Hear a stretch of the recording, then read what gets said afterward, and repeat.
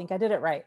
Okay, so the next question that we have for you all, because we are focusing on social media today, we would like to know how you feel about this statement. I understand how to use social media to benefit my neighborhood group. So you can select A for definitely yes, I understand this. You can select B for I mostly understand this. C, I'm not really sure. D, I mostly don't understand this. Or E, I definitely don't understand how to use this to my benefit. And Michael did some really great descriptions, so I'm slacking with the descriptions. I'm sorry.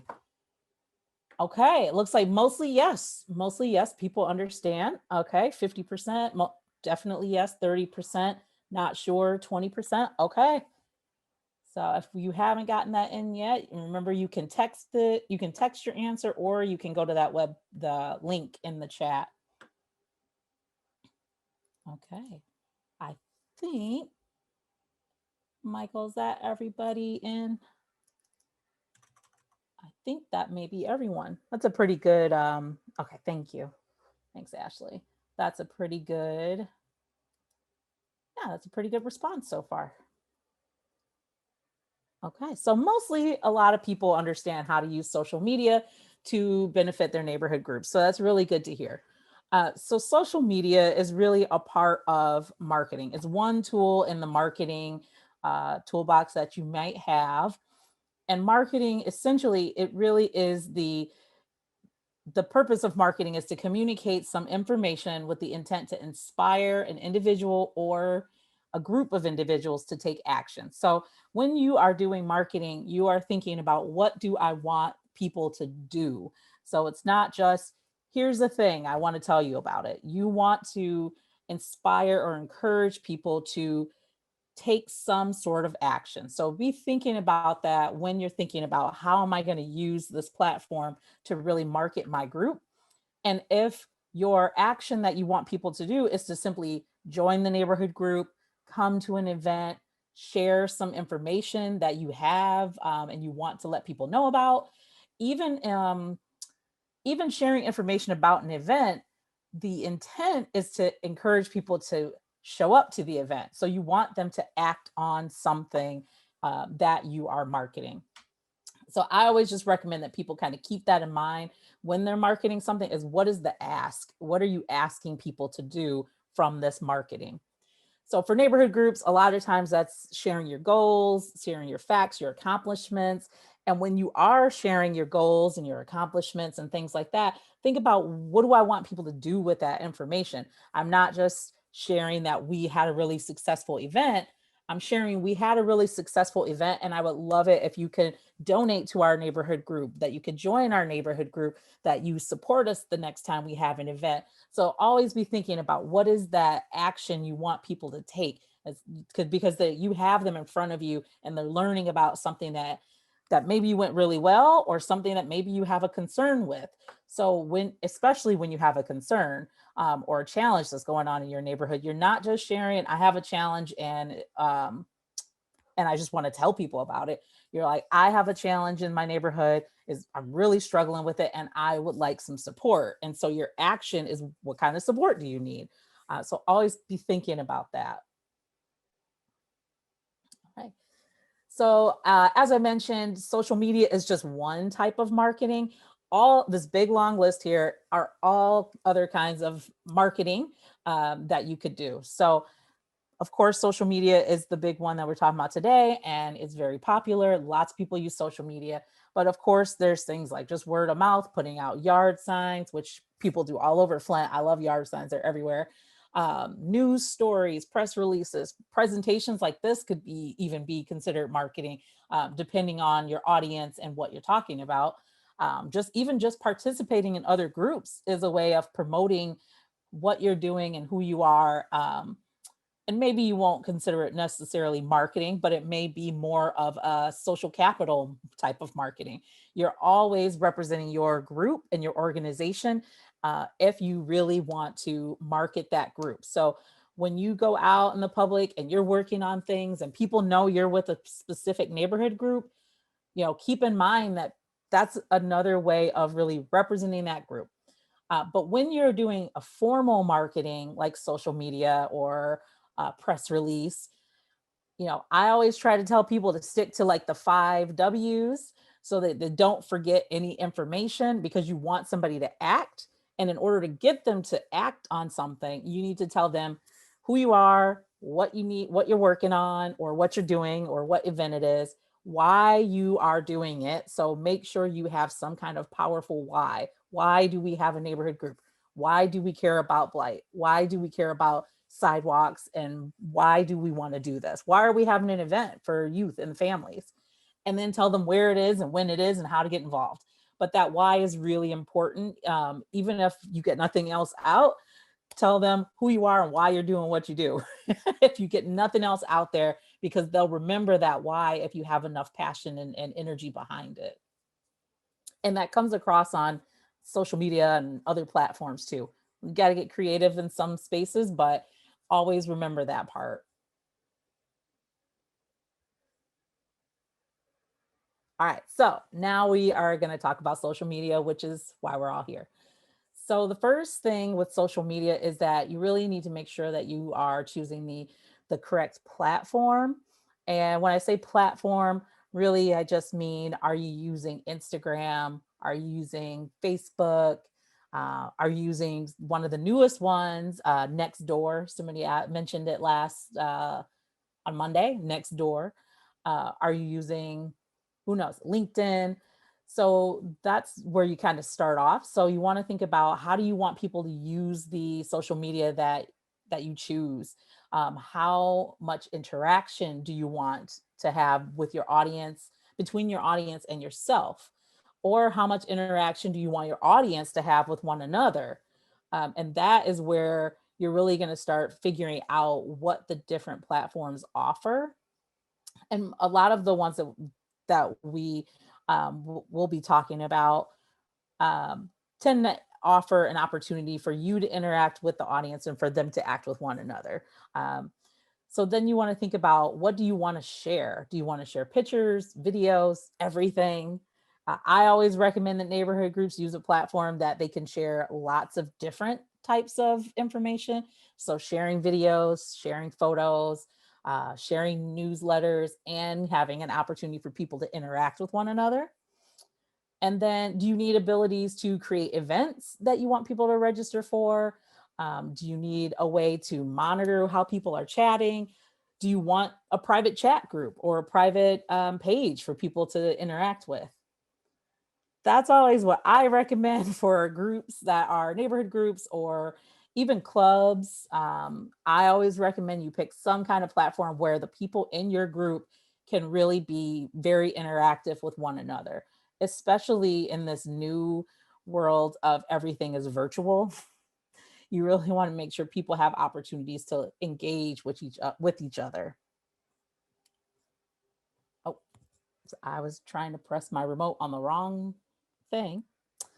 So, because there's so many different types of social media and we only have 45 minutes together today, I am going to focus just on one for this conversation, but I will talk a little bit about the top three. So the top three social media platforms, which I'm sure most of you are probably all familiar with, it's Facebook, which I think everybody knows about Facebook now, Instagram, and Twitter. So Facebook is the one that I tend to encourage people to use if they have a group that they want to have a lot of interaction and they want to build a sense of community, because there's so many options for posting files and videos and pictures and linking things and creating events. It is one of the more versatile ones when you want to create a little virtual community as an extension of your in-person community, which one day I hope we can all get back to. Instagram is another great one if you want to share a lot of pictures, if it's very visual, and you want to show people projects that you've been working on, or you want to show people the neighborhood and just get people involved in a visual way. You can comment and you can reply back and forth with one another. You can also do direct messages on Instagram. The only, I guess, kind of downside is there really isn't a way for you to create events. Um, you can create videos, you can create live videos and stream things. You can also do that on Facebook. Um, but you can't create like a private group on Instagram with just the people in your membership. So that's kind of a downside of it. But if you have a very visual group or a very visual project, Instagram might be a great way to go. So especially if you're doing something like a mural or something, or if that's all that you do, that might be a really great platform. And then Twitter is one that I personally do not use a ton, but I have been on it. And Twitter is it's more fast paced. It's all about conversation. A lot of the conversation is very short. You know, you have a limited characters that you can use, and it's very quick. Twitter is moving really fast all the time. Um, so I tend to not recommend Twitter if you are wanting to use social media to market your group.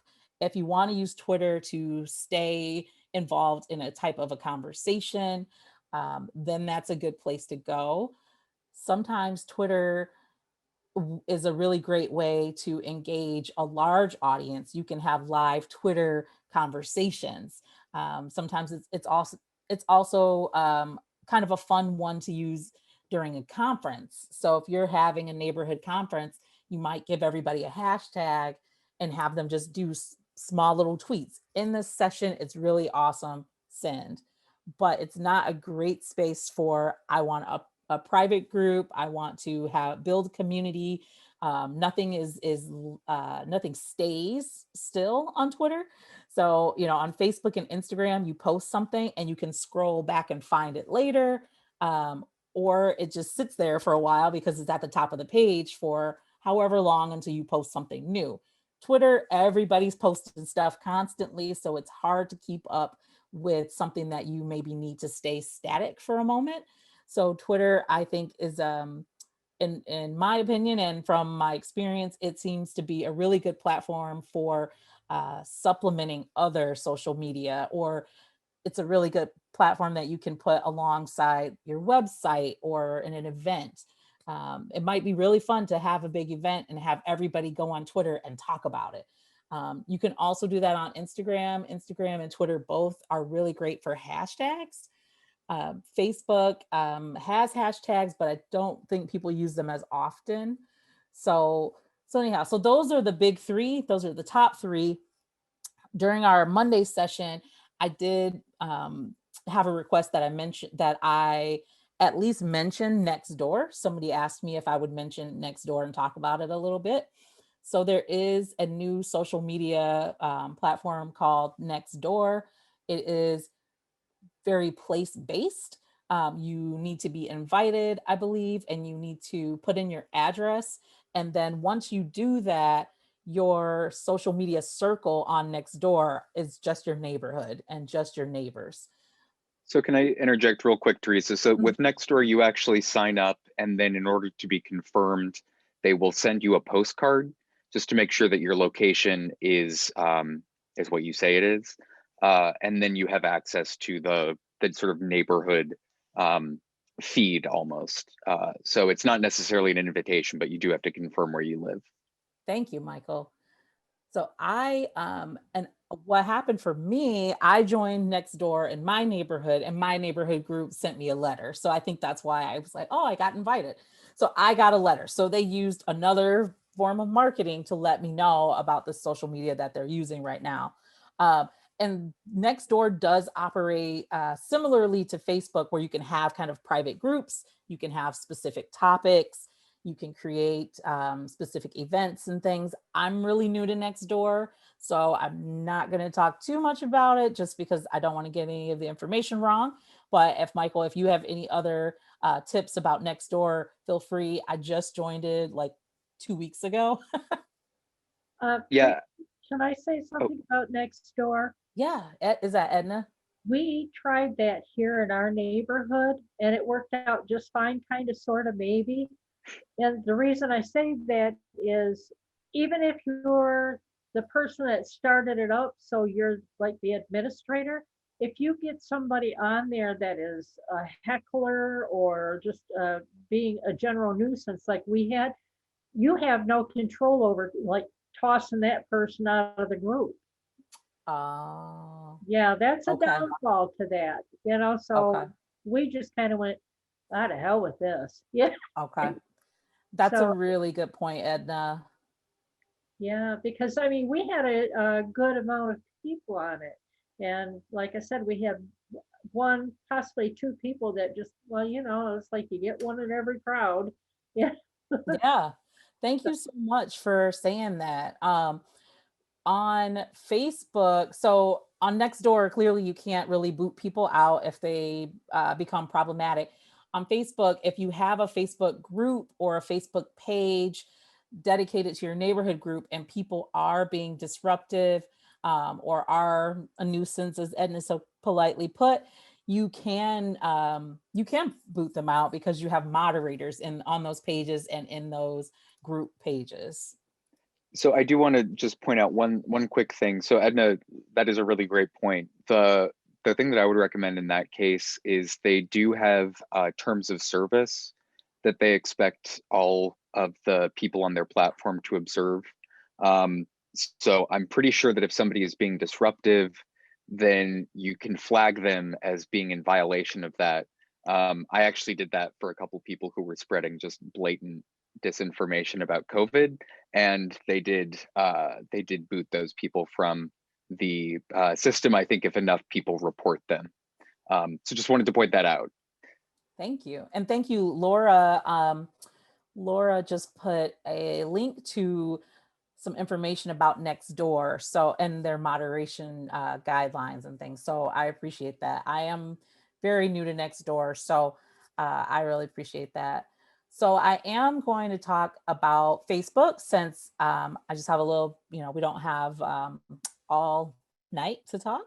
So I'm just going to talk about Facebook because there are 2 billion users on Facebook, according to the most recent information, which is a lot. So everyone is on Facebook, it feels like. So I am going to talk a bit about it.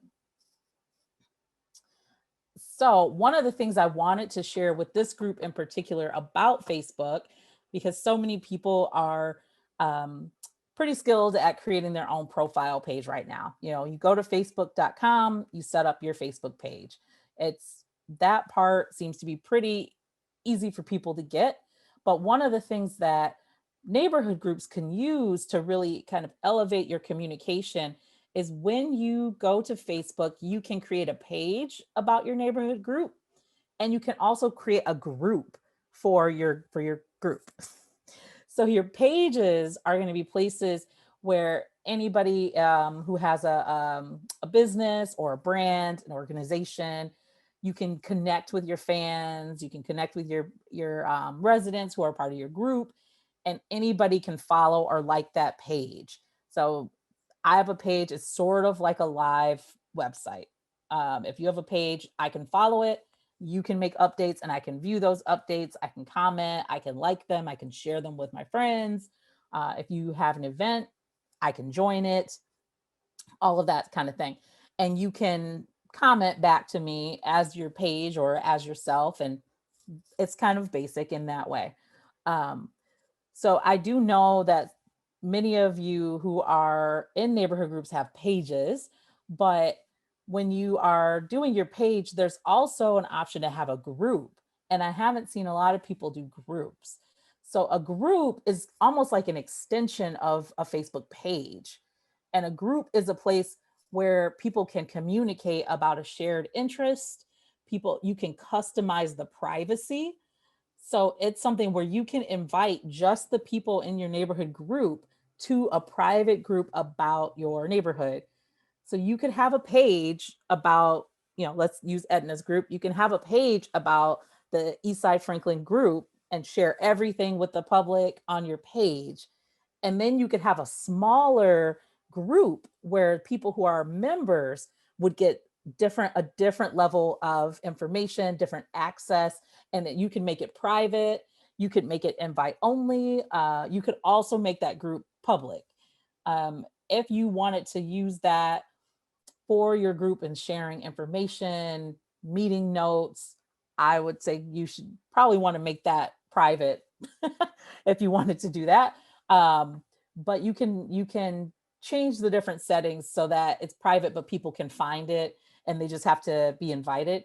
You can also set up a number of questions or information before somebody says they want to join that group so that they have rules and guidelines that they are aware of when they join. So I might go to join a group.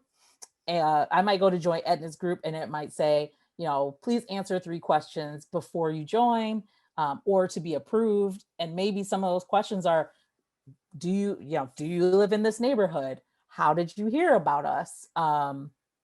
Maybe one of your questions is, are you a resident in the city? And if I don't answer one of those questions right, you could say no. You can just say, no, you can't be in this group. We're only allowing people who live in this neighborhood to be in this group. Some people also will create group rules that you have to read through before you can be approved. And a really good trick is to add something in those group rules that say, a specific kind of line or statement. So then those questions, you can say, tell us what we said in the last line in the rules. So sometimes they'll do that just to make sure you actually went through all of the rules. But those are 2 different ways to approach it. You can have a page, it's open to the public, you can share, people can see it, share it, interact with it. It's great. And then you can have a group, which is a more specified kind of setup. And then there's a way where you can connect the 2, which is really helpful. And if anybody has any questions, please, I'm going to pause and ask if anybody has any questions, because I know that I'm sharing a lot in a small amount of time. Let's see, I'm going to scroll through and see if I see any hands. Okay, I don't see any hands. All right, so I am going to ask Michael if we can click on these buttons in this slide. This is to give you an example. So this is my neighborhood group, which is the College Cultural Neighborhood. I live over by Pierce. And so this is just the group page. So it's just a page. They sharing all their information. There you go. It's, hey, here's what we're doing. Here's some pictures. It looks beautiful. So it's pretty simple.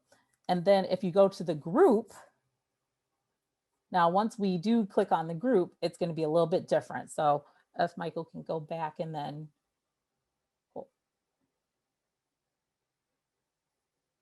so when you click on the group, it says join our group. Here's all the information you need in order to do that. You do not have access to this group yet because we're not a part of it.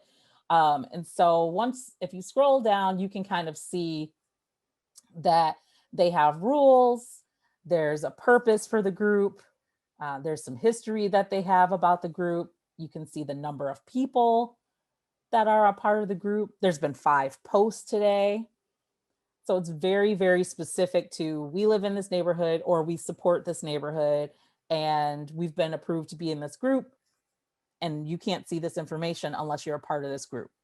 And it's sort of a way to have kind of what we had in the 90s and like message boards, or just a way to interact in a continuous way instead of having lots of text messages or anything like that going back and forth between people in the group. You can just have a group instead.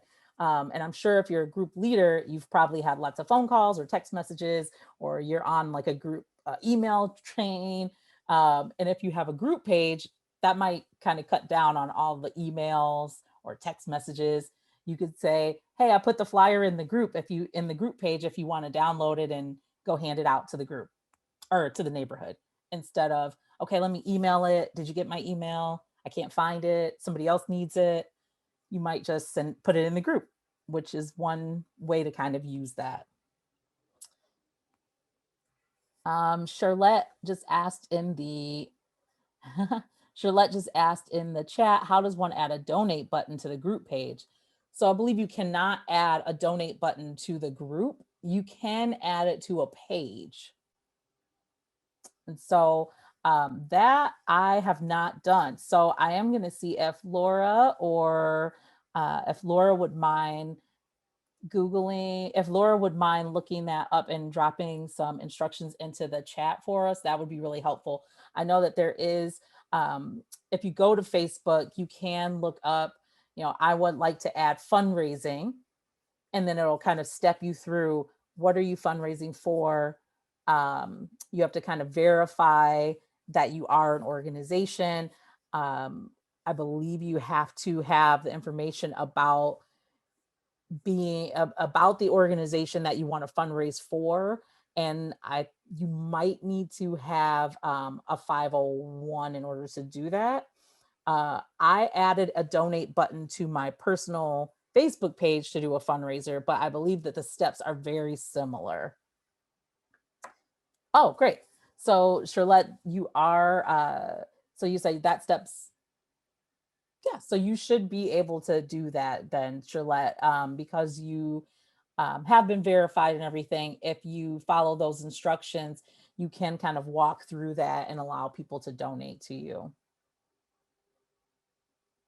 Okay, I'm gonna go next. Dominique, I do not know how to do that. Dominique is asking, how do you filter the page to a specific neighborhood demographics? That I don't know. I believe that that is more of a advertising. When you have a paid advertisement, you can do that.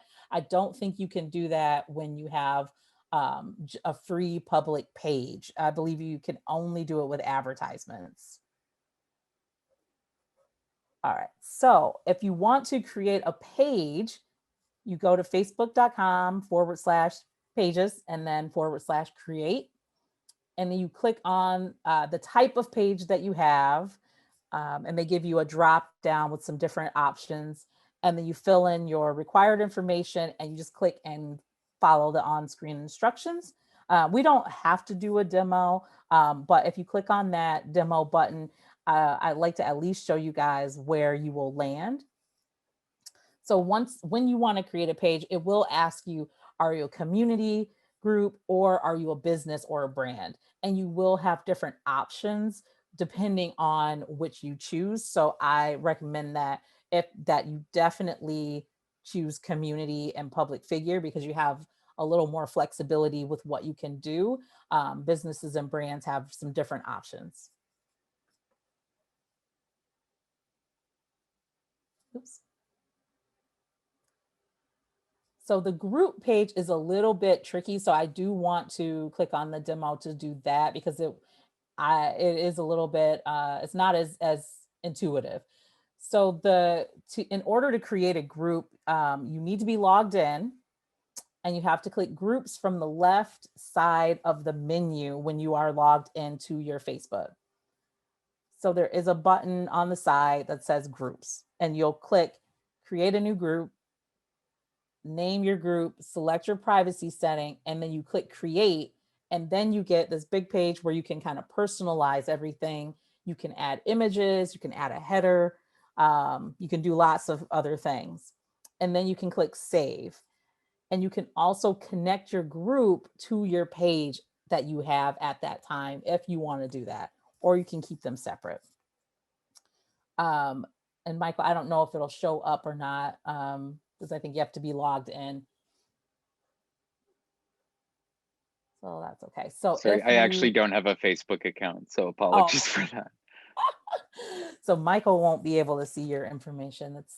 He won't be able to help promote you, because he doesn't have he doesn't have a Facebook group or Facebook page. I'm gonna see if I can pull up mine real quick. Okay. So yes, so this one is a little bit more, there is just more steps, I think, for the creating a group, because you have to find the button in the first place on your Facebook page. I am gonna try to, why am I not logged in? I am going to log in and try to show you guys that as soon as I can do that. So let me, I do want to ask, I know Heather is on. Heather, are you still on? Yes, ma'am. I did want to ask if you wanted to share any of your experiences with either a group or a page. Heather is in Mott Park, correct? Yes, ma'am. And they have a really,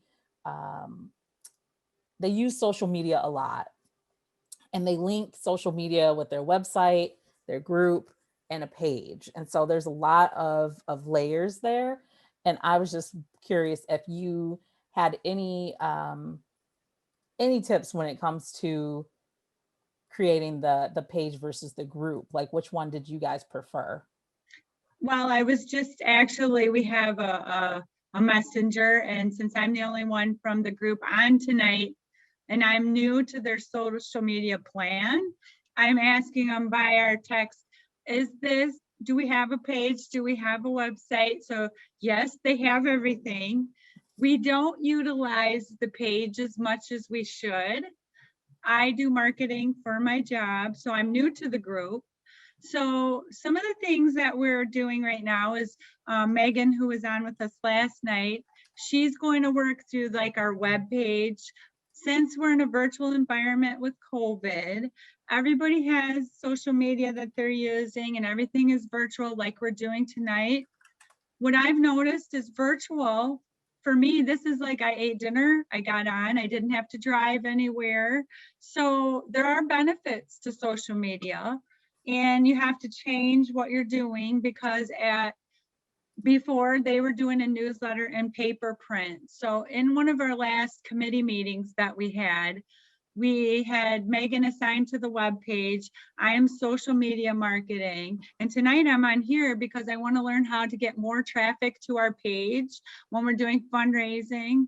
We're in a kind of a whirlwind right now because we don't know when to prepare. Like, we want to have a picnic. I'm a new neighbor even here. And so we can't really plan too much because of COVID. So we're trying to use social media. So one of the things that we recently did is we decided, because like Edna said, we have some people and there's some controversy going on in the neighborhood. You get your people on there that want to do crazy stuff. We wanted more positivity. We wanted more motivation. We felt like people are locked in their homes and they needed some support. And there's been some issues. About a month ago, we had the chief of police, the mayor, Kettering. We hosted a live event on Facebook. I was shocked because I'm terrible with tech that we pulled this off. And then we had all these big shots. City council was on. We presented to the neighborhood because one of the problems that we have is we don't have good communication about when stuff is happening, good and bad. We want to make sure people know where to check stuff. So recently we just started working on a new marketing plan where I became involved in some of our members. So I have been doing things that are fun things to engage the neighbors since we're on lockdown.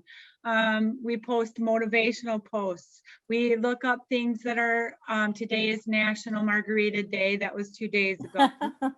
We have a virtual car show last weekend. Next weekend, I'm gonna have a pet show off. So you better put your wiener dogs on there.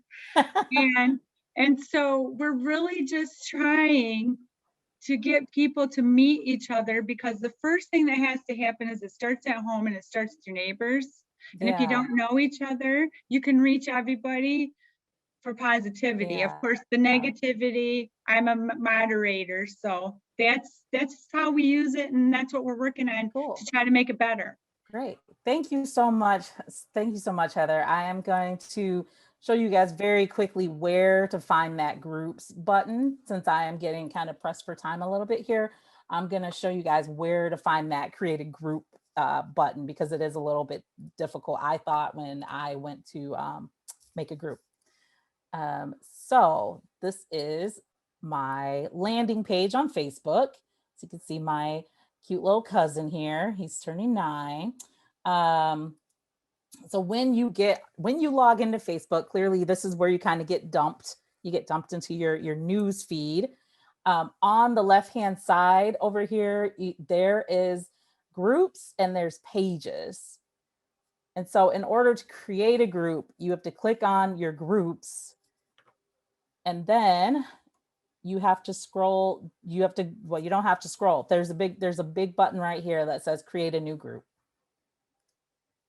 And that is how you create a private or a public group. So you have to go to the groups in order to find it.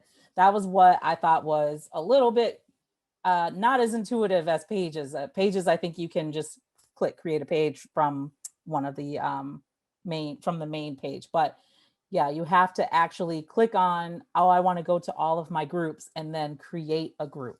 So I just wanted to show you guys that because I thought it was a little bit, I didn't think it was as easy to find. And so you can choose if you want public or private right here and name your group and put a picture and all of that kind of stuff. I won't get into a whole bunch of details, but one other kind of cool thing that you can see, because everybody doesn't have a computer, there is an option to view what does it look like on a phone, and it's in the upper right hand corner right here. So you can click that and you can see, oh, this is what it would look like for somebody who's on a phone versus somebody on a computer. So I just wanted to show you guys that, just because I know we don't have a ton more time, so I'll try to be a little quick here. So then, and you guys do have all of these slides in your packet. And if you don't have a packet, please let us know. Like Ashley said, we can either email this to you or Michael can make a delivery because he's so gracious and is offering that up. And then we do have packet pickup times where if you need a copy from weeks 1 through 3, we can have those available during the weeks 4 and 6 pickup as well.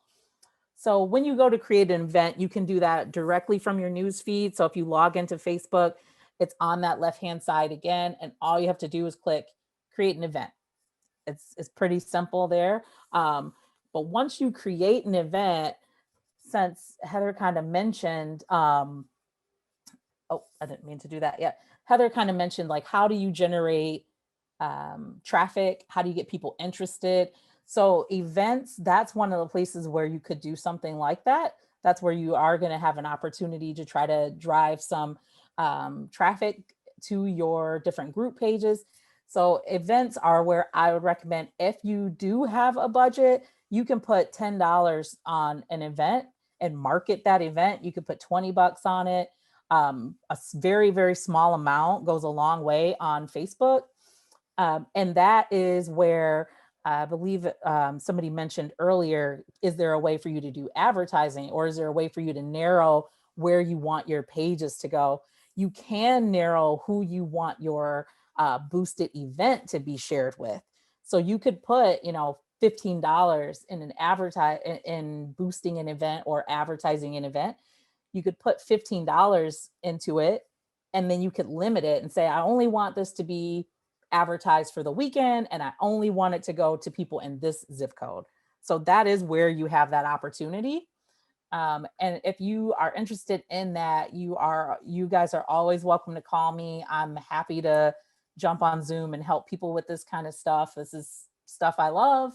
And I love working with you guys. And we only have 45 minutes, so there's no way to get through all of it tonight, but I'm always happy to help people with this kind of thing. And that part is a really, really good way to get people to kind of see it. And the other way to generate some excitement or get some people to see your pages is to ask everybody who's in the group to share it with at least 3 or 4 people. If they can share it with their whole friends list, awesome. But if they can share it with key people that they know live in the community that will join, that is another way to do that. So if you have a big group of 10, 15 people showing up to a meeting, ask all of them to invite people that live in the neighborhood or that live around you, and ask them to share your event. The more that you share an event and the more people that say that they're going to your event, the more other people will see it. So if I say I'm interested in an event, it'll show up in my news feed and all my friends will see I'm going to an event. I'm going to Heather's virtual car show, and Ashley saw it because it's in my news feed and now it's in hers. It's like, Teresa's interested in this event. So that's one way, is to get people to start noticing and being involved. Because I only have like 3 more minutes, I am not going to walk us through fundraising on Facebook, but there is this page in your materials that shows you kind of how do you get that to happen. But it is only on the pages or your personal Facebook page. You can't do it inside of a group, if that makes sense. So that is there, but it's, again, you just click on fundraisers, click raise money, select your group from a list. And if your group is not there, I believe you can register your group with Facebook, but you have to go through those steps before you can do that. You do have to formally get your group listed with Facebook in order to raise funds for it. Or you can work with, or if you have a fiduciary, you probably could ask them to do a fundraiser on your behalf via Facebook. So finally, some final tips. Make sure that you are defining your audience. Is it just your neighborhood that you want to reach? Is it the city of Flint? Is it everybody in the county? You know, how big do you want that audience? And that's where kind of that events part comes into play, because you can add advertising to it. And if you define your audience, you know how you want to talk about the information. So if your audience for your social media post, even if it's just a simple post, if your audience is, I want to make sure that our mayor sees this, I want to make sure that elected officials or city staff are paying attention to it, you might want to frame things a little bit differently. You might want to include different information. If it's something that you want to engage families and kids, it might be more happy and upbeat and fun and colorful. So just think about that. And then, Heather had mentioned, I think it was Heather mentioned, how do you get more people to talk and engage and do stuff? So one of the things, people tend to post a lot on their Facebook groups or pages, and they tend to just post a lot. You really want to post useful, relevant, interesting information, not just post a lot. Posting a lot of stuff that people don't necessarily want is just going to make people unfollow you. So even if you don't post frequently, but every time you do post, it's really interesting, it's relevant, it's useful information, I can do something with it, or you're asking me to do something, that's where that what are you asking people to do part comes back into play. Interesting information that you want people to take action with is helpful. And don't underestimate having photos, videos, interactive things. People love pictures, they'll share them, and just posting consistently. So those are just a few tips. This, of course, is not, an exhaustive list of what you can do with social media or what tips there are out there. I'm always really happy to talk to people about this. I say start off at the beginning, start small, make sure you're consistent, you have good images, that you have images and you have videos, you have useful information. And then as you kind of grow, then maybe think about adding a group, then maybe think about adding fundraising. Another really great way to get people to start to pay attention to your group is to ask one of your partner organizations to share things from your group. Is to reach out to Ashley, reach out to me, reach out to somebody who's in this group, to reach out to Flint Neighborhood United. Hey, we've got an event going on. Would you guys mind sharing it? I'm a neighborhood group. We're going to say yes. I mean, it's appropriate. It's a neighborhood group. That's what we do. So that's one way to get your group seen by a lot of people really quickly. we might not share everything, but you know, if it's an event or something that's happening in your neighborhood and it's available to the public, we likely will, you know, kind of just depends on what it is. But yes, I know that that was really fast. I tried to get a lot of information into a window, a short window. I didn't realize how quick that would go. Um, does anybody have any questions? I know there's probably a lot of questions. Any questions that I maybe could answer, or even just chat with you guys later offline about it if you want. I need to scroll through to see. Or you can, Sam has a question. Your hand popped right up. Cool. Yeah. I didn't have, cool. I didn't have to scroll. So Sam, and then I think I heard Eartha. Yes, thank Okay, you. so I'm gonna have Sam ask her question and then Eartha, and then I will let Ashley kind of whip me into shape here with making sure I'm on time. Toward the end of your presentation, you said really to hear about like if it's not engaging, maybe kind of don't post it and really focus on the information that people are into. What's the best way to or is there an analytic or something that we should be paying attention to gauge like if people are interested in our content? Yes. So if you have a Facebook page, you can go into your page manager kind of settings. And there is a way for you to see how are people engaging with your content. And I recommend that as a way to kind of keep an eye on what's interesting to the people that you share, because you'll start to notice patterns of what gets higher likes, what is getting more interaction, and really start to see what is the difference between those posts. That is what I recommend doing. And I can talk with you about that at another time if you like, because I have some pages that we have, and that is what I like to do. Here, I'm going to show this really quickly here. So this is a page that I have. So I knit stuff, and when I go to my page, on the left-hand side, I have all these different options, but one of them here is called Insights. And that is where you're gonna go when you want to see how your page is doing. And it'll load all this data. I have not done anything with my page in a long time. And it'll show you have not done anything with your page in a long time. But you can scroll down and you can look at the specific posts that you've done. And you can look and see what is the reach, what's the engagement. So your reach is how many people saw it just scrolling through their feed, just saw it. They just only saw it pop up.